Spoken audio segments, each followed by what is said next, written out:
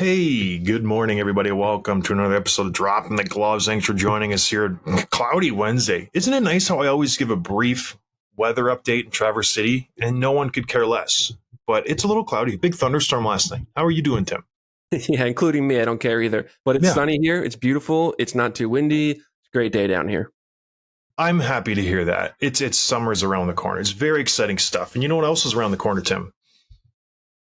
The Stanley Cup Finals. We're getting close. We're down to 4 teams. It's getting so close to that big moment. But before we get into this thing, I just want to let you know that this episode is brought to you by Bet365. Proud partner of Dropping the Gloves. Open an account today. Open it tomorrow. Open it yesterday. I don't know, but open an account with Bet365 and bet on a huge range of markets. So whatever the sport, whatever the moment, it is never ordinary at Bet365. Use code HOCKEYCA and check it out. Very exciting, Bet365, especially now. There's lots of sports, basketball, hockey, baseball, football's around the corner. Check it out, Bet365. Okay, how did we get to 4 teams to? Tim, what happened the other day? Tell me about Game 7.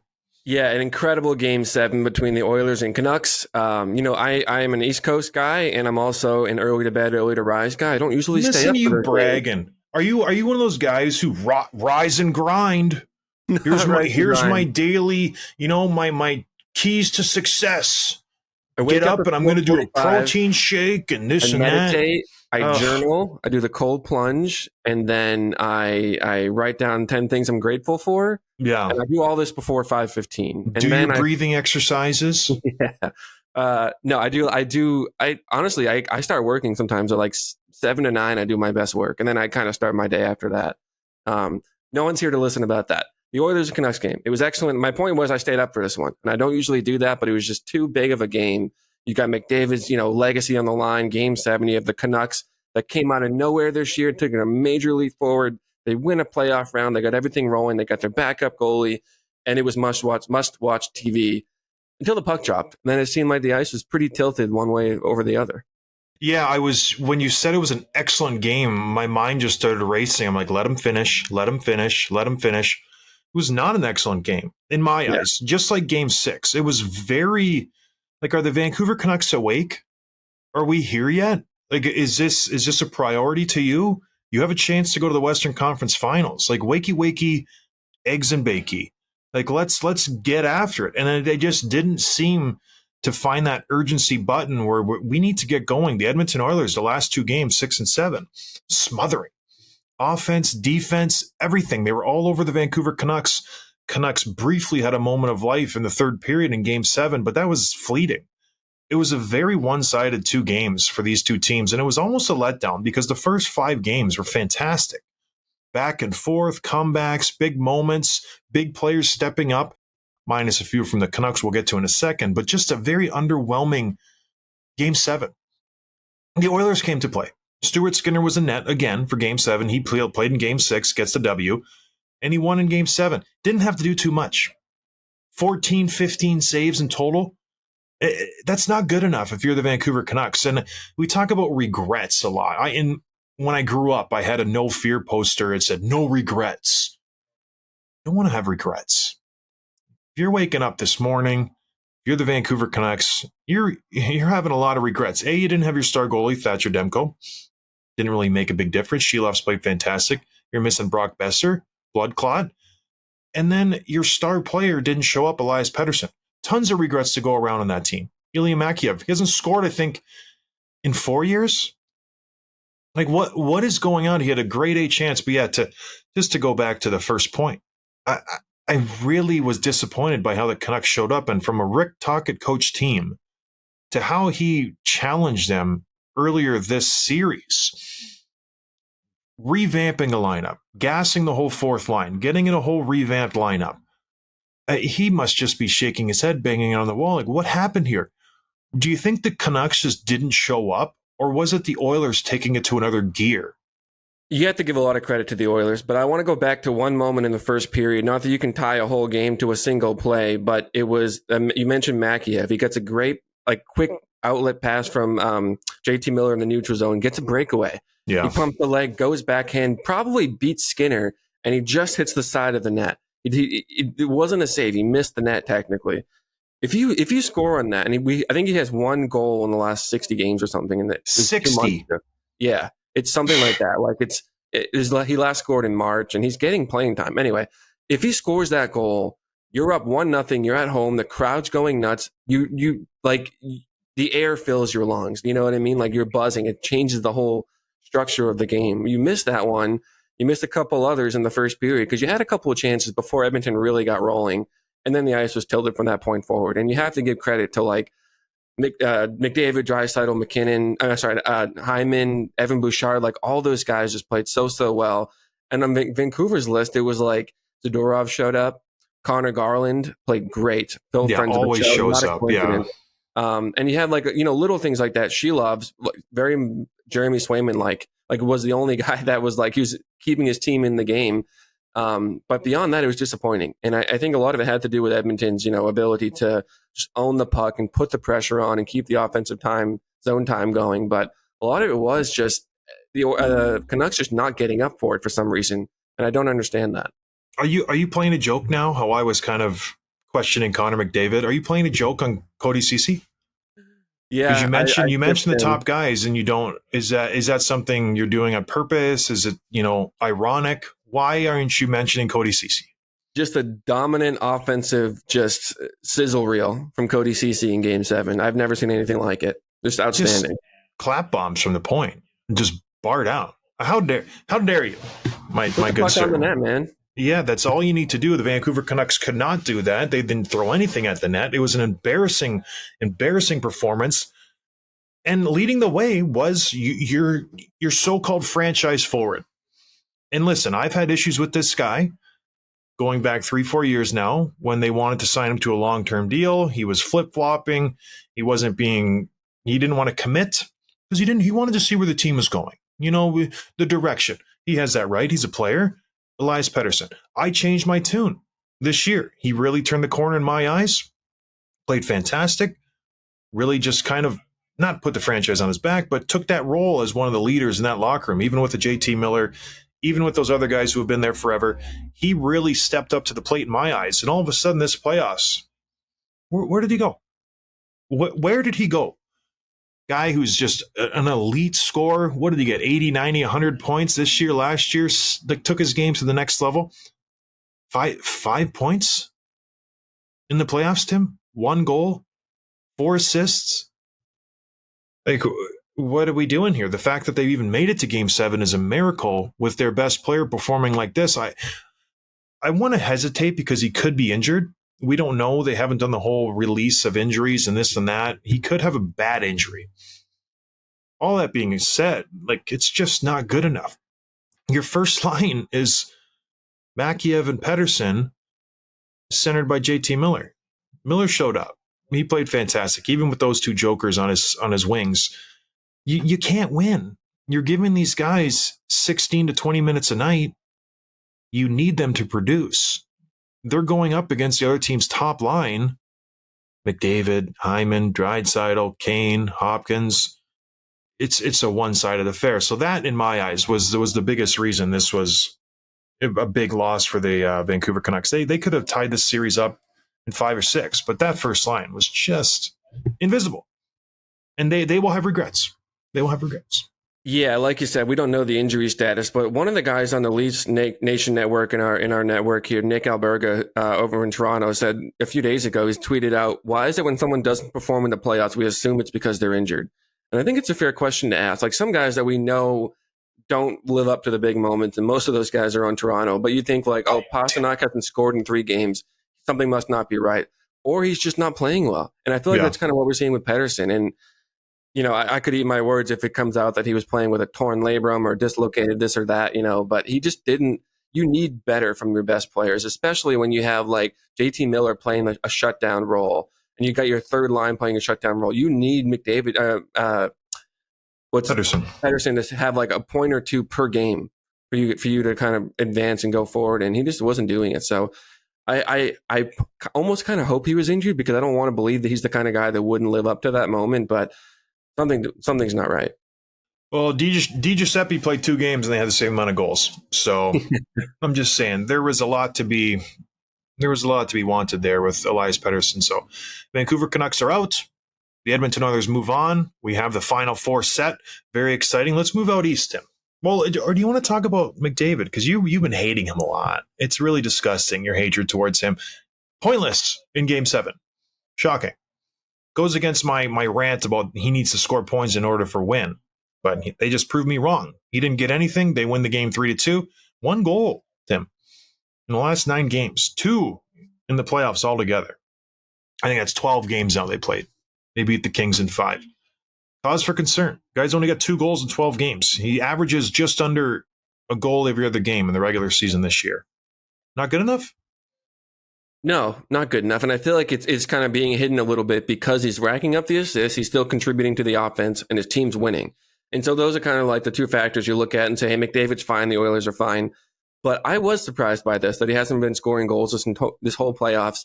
And I also thought that Game 7 was kind of it was a big moment for McDavid in terms of who he is and can they finally take another step and is he going to be part of it? And I think most people would have thought if the Oilers win this game, it's going to be on the backs of Connor McDavid, their biggest players.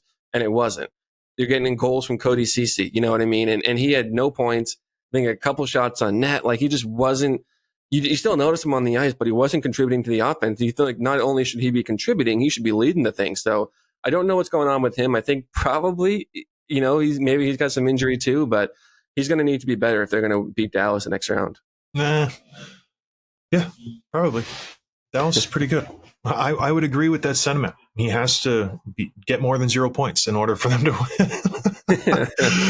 All right, let's move out east here. The conference finals are set. New York Rangers, Florida Panthers. First time, Tim.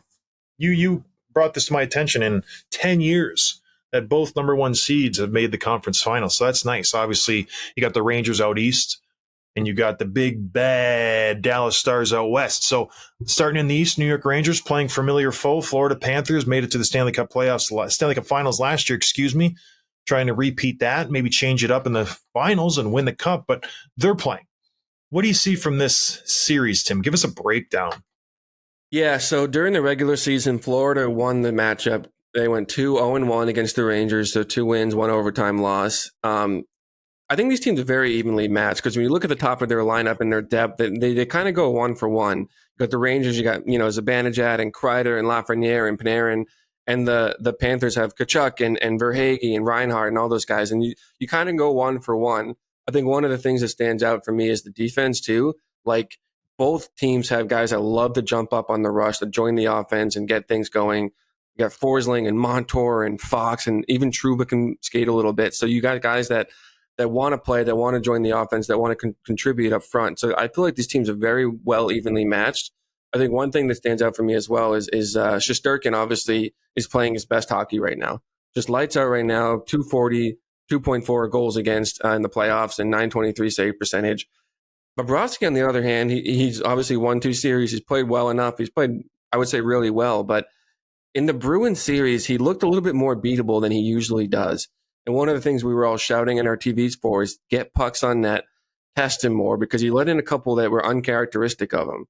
And I feel like that's something the Rangers are certainly going to be focused on is testing him early and often, because he doesn't seem quite his like next level shutdown self that he's seen last year and he's seen at other points in his career.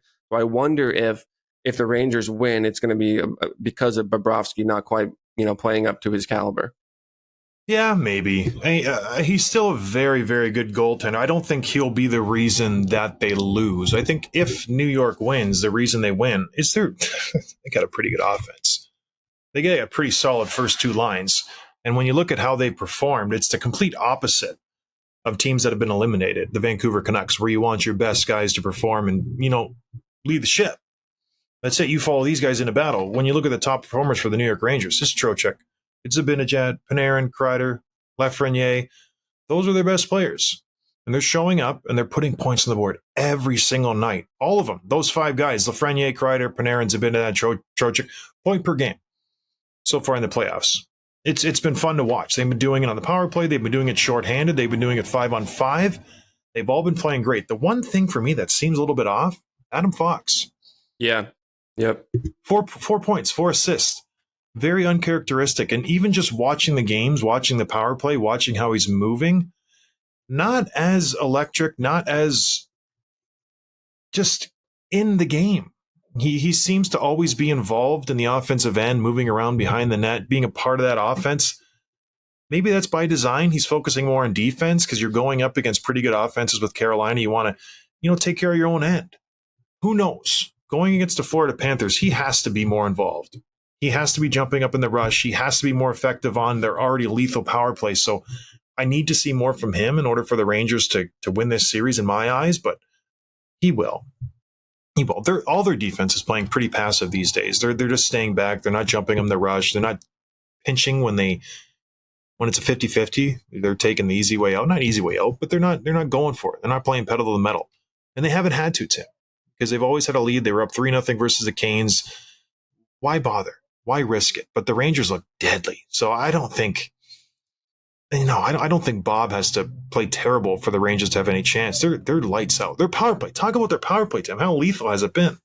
Yeah, 31.4% on the power play. We also know that Florida likes to take their penalties, so I wonder how big of a factor that's going to be as well. And it's a good point about Fox where they haven't needed him to be, that next level, because across the pond is Miro Heiskanen, who's playing lights out, 13 points. But you think you get that from Fox, and you haven't needed it the way that maybe Dallas has. So that's a good point too. And maybe it's not an injury or he's not playing poorly. He just hasn't had to put up the points for them to win.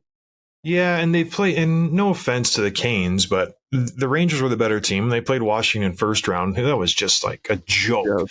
So This will be a good test for the Rangers, rightfully so. It's the Eastern Conference Finals, but this is going to be a slugfest. The Florida Panthers are unlike any team in the NHL right now. They are harking back to the Broad Street Bullies, the big bad Bruins, the St. Louis Blues of old, where they're going to punch you in the face. They're going to do dirty stuff. They're going to get in your face after the whistle. They're going to drag you into a bar fight. That's how they play. That's how they win. The Rangers found it out last year. The Bruins found out this year and last year. Every team the Panthers play, that's how they try to play. They score all their goals. I've said it 100 times. Within 5 feet of the net. That's how they win. So it's going to be interesting how this series goes. Is it going to evolve into just a slugfest? Or are the Rangers going to be disciplined enough and skilled enough to stay out of the crap? After the whistles, don't bother anybody. Just go about your business. Stay away from Matthew Tkachuk, Sam Bennett, all these guys who want to get in your grill, and Stalombergs of the world. Or are they going to just feed into it? Because it's annoying. There's only so much you can take. So I'm interested to see how this game plays out. Are the Rangers going to match them hit for hit? I don't know. If I'm Laviolette, I'm saying stay away, play between the whistles, just let all that other stuff go. It's hard because we're human, but that's how they're going to win this game. Let them take their penalties, win on the power play. I'm getting a lot of heat on YouTube. One guy really hates me. He's like, keep sleeping on my Rangers, keep sleeping on my Rangers. Sorry. They're playing very, very good. I feel bad. Maybe I have been dumping on them a little bit, not giving them the accolades that they deserve. They're playing really, really well. And I think it's okay for them to say their power play is maybe unstoppable. I don't know. They're pretty solid on it. But if I'm the Rangers, stay out of the junk, play your game. You are the more skilled team. You have the better players. You have the better players on the back end. Your goaltender is better. Top to bottom, you are better than Florida. The way you lose this game is if you get outcoached and your systems are just not good enough and you just get dragged into the bar fight. I don't know. Do you see that as the only way Florida wins, Tim? Yeah, but they're so good at doing that and getting teams like off their balance. And like one of the things I'm kind of noticing is Matthew Tkachuk has been relatively quiet, still putting up points and still drawing penalties, but not the same like just massive vortex force that he was last year. And I kind of wonder if we're going to see that more this series where he's so good at getting under skin. And I don't want to say he fluffs more than any other guy, but he does draw penalties really. Sometimes he goes down a little bit harder than it seems like he should, but he's so effective at it. And I don't say that as a knock on him. He does it. All the guys do it. Marchand does it too. You know what I mean? So like he's really good at that. And I wonder if we're going to see just another level of him that he hasn't had to access yet, the way that he did last year, where he's scoring these overtime goals and getting on these power plays and just getting in guys' faces where he's been like, again, he's still putting up points. He's still drawing penalties, but it's not the same level. So I think we might see more of that from him this series. Yeah, I don't think Florida's really had that hard of a road either. The East has been pretty simple for these two coming in. They dispatched Tampa Bay 4-1. That wasn't even close. Like they I know overtime maybe close a couple games, but they dominated that series. Then going into Boston, Marchand was hurt. They were overmatched. they kind of walk through the Bruins pretty easily. So this will be the first test for the Florida Panthers to go up against a really solid top to bottom team, and we'll see how they respond. And I think you might be right. Matthew Tkachuk just saving it, because it seems like Barkov's been playing great. Like he's been really, really solid every single game. You've noticed him. Yeah. And Tkachuk kind of disappears a little bit at times. So he thrives in these situations. He really Tkachuk does. have 2 overtime goals last year against the Bruins? I think 2 or 3, yeah. Yeah, I think we'll see more of that. Yeah, I know Game 7. I mean, yeah, so I think we'll see more of Tkachuk this series. And I think the Panthers coach, Paul Maurice, he is echoing my sentiments. He says, quote, "They're just very, very fast, very talented team, dynamic off the rush. They've got all the spots. They're the best team in the league.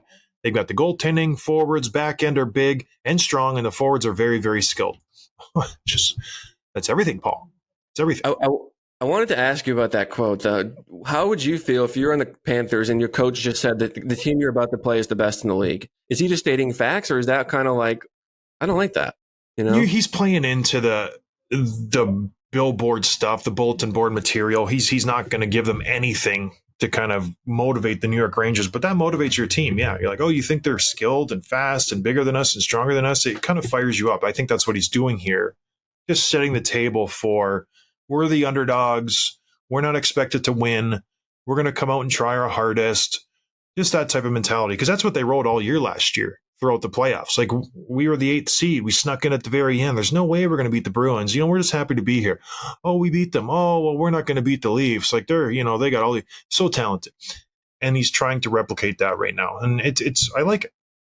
The Rangers have all the pressure. Madison Square Garden, Manhattan, all the lights are on them. Everybody's focused on them. Panthers just go about their business, man. Do what they need to do. They've always been, even this year playoff, everybody thought Tampa was going to win. Not everybody, but put up a better fight than they did. Yeah. So it's going to be a good series, hopefully. Moving west, Dallas, Edmonton. Very exciting. Dallas Stars first in the Western Conference. Edmonton Oilers, plethora of stars to just stare at. Evan Bouchard having a career year. Zach Hyman cracks 50 goals for the first time. Evander Kane still a dirtbag. Very, very fun team to watch. Their series kicks off in the regular season. Dallas skunked them. 2-0-1. Edmonton gets, a shootout or an overtime, whatever. They don't do that in the playoffs. Dallas wins 2 regular season regulation time wins. How do you see this series going, Tim? Obviously, it's a contrast. High-end talent versus depth. How do you see it going?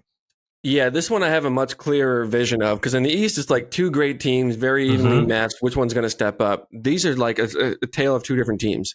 And everyone's talking about it. We've talked about it many times. It's Edmonton is obviously very top heavy. They've tried not to be. It hasn't worked out. They still need their best players. Dallas can just roll 4 lines like probably no other team in the whole league in. Yeah. And they have not quite the same on defense, but 5 great defensemen that you can put out in almost any situation. When you have Miro Heiskanen playing a shutdown role and putting up 13 points, leading the team, Wyatt Johnston, just this 20-year-old kid just coming out of nowhere and putting on a clinic every series so far. And then you have like the addition of Chris Tanev, who is just, I think he's the best addition we've seen at the deadline. He shuts down Jack Eichel in the first round. He shuts down Nathan MacKinnon in the second round. They're probably going to start with him against McDavid and/or Draisaitl. I don't know how they're going to match up Heiskanen and Tanev against those top guys, but Dallas is just so deep.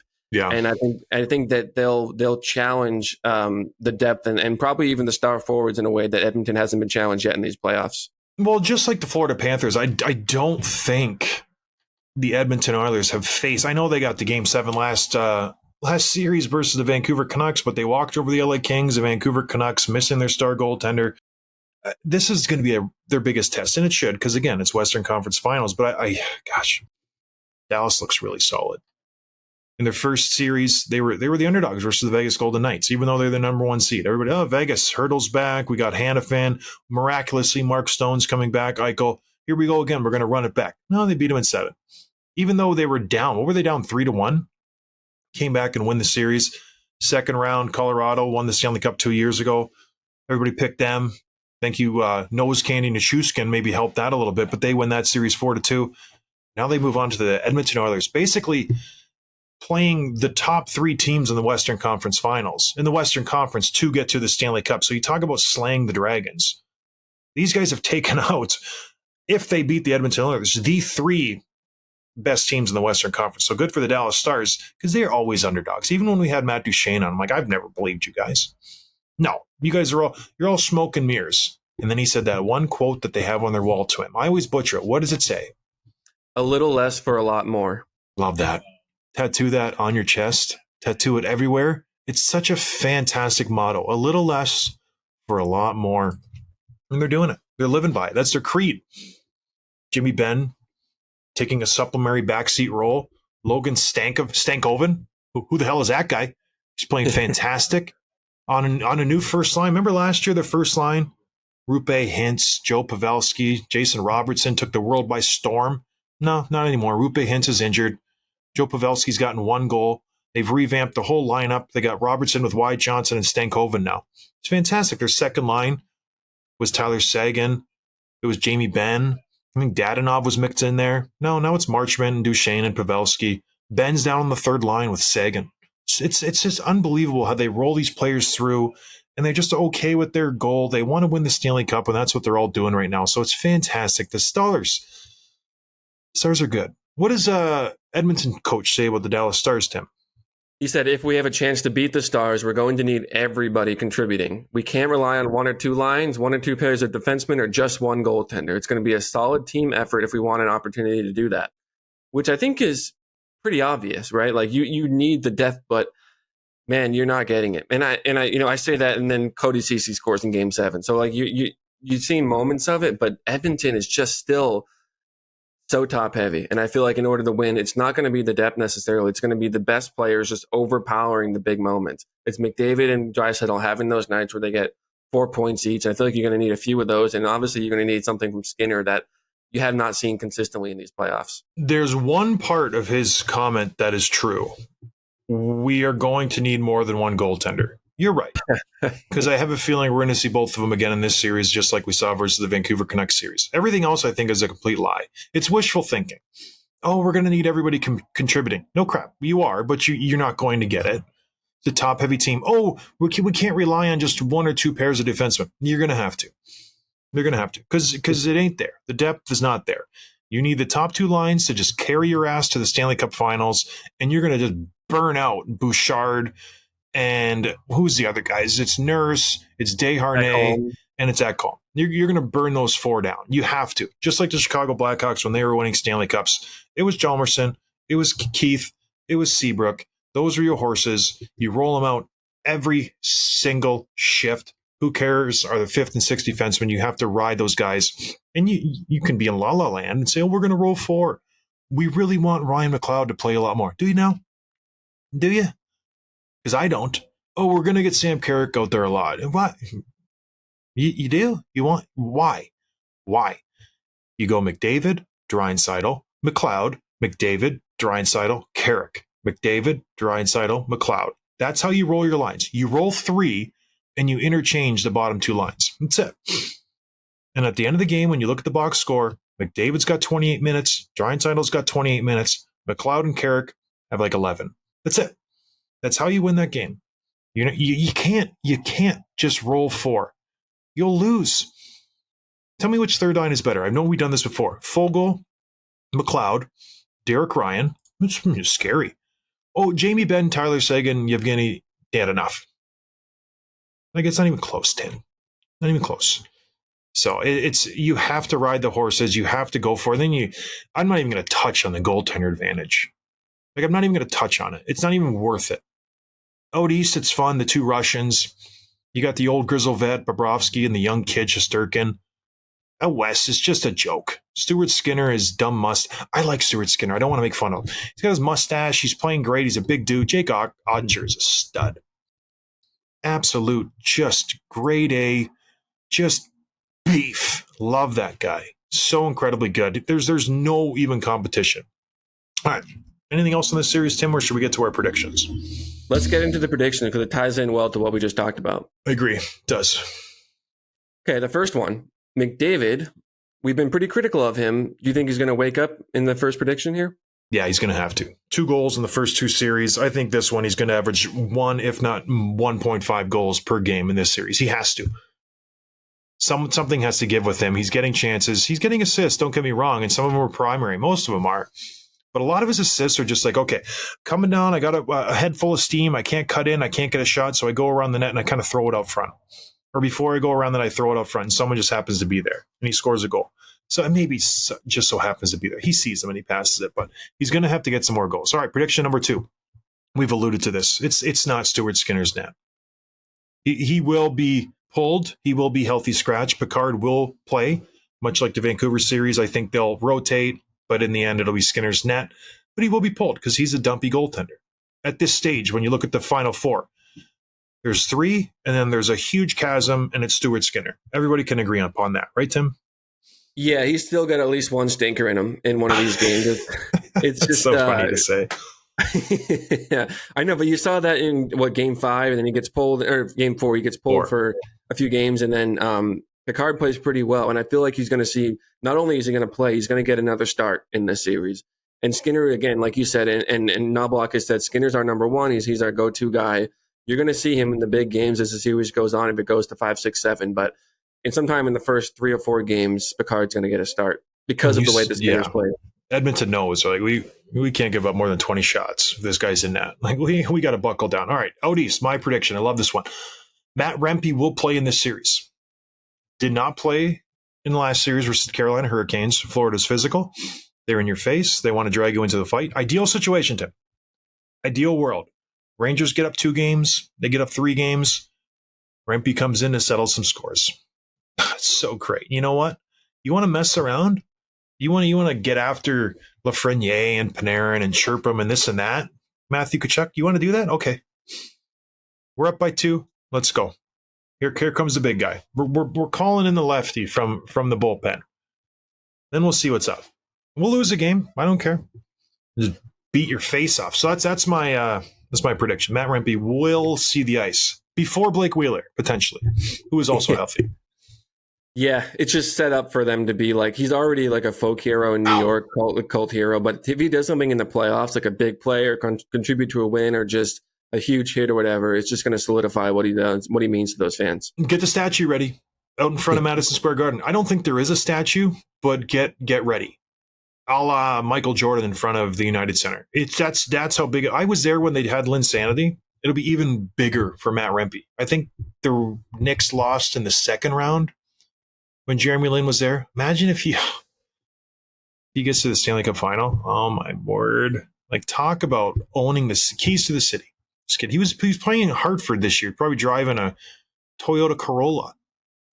Guy's gonna run Manhattan. It's crazy. All right, prediction number 4, Tim. New York and Florida. 2 fantastic goalies. What's our prediction? Our prediction for this one is going to be a high-scoring series, which kind of goes against what you would expect from these goaltenders and what they've done so far. Both teams are top 4 in goals for per game in these playoffs. They both have offensive D-men that would like to join the rush, like we said a couple of times. Obviously, the Stars started forwards up and down the lineup. Great power play, especially for New York. And Florida likes to take penalties. So I think we're going to see, for most of these games, I think 7 combined goals. It's going to be a lot of 4-3, 5-2, etc.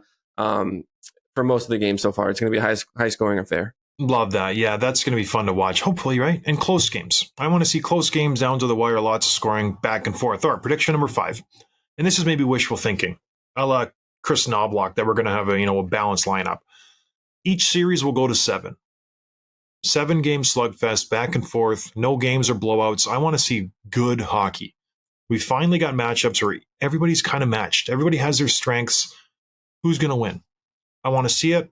Do I think it'll happen? I don't know. Out west, the Stars look pretty solid. But moving on. Let's do our series picks, Tim. Who are you taking? The easier pick for me is out west, and that's Dallas. I've been picking them since the beginning. I had them going all the way. I just think they match up way better against Edmonton than the other 2 teams they played so far. So I really like this matchup for them. And out east, this is where it gets harder. And I have not picked this team really at all so far. I picked Carolina over them, and I think I picked them over the Capitals, but it is the Rangers.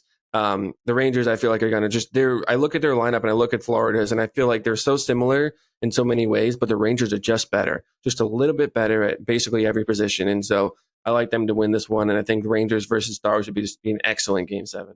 Yeah, I agree. The only caveat is if the Rangers and Panthers go down to crunch time, like overtime, I I feel like the Panthers just have that mojo. They do. And so that's what makes me nervous. I don't think the Rangers have that.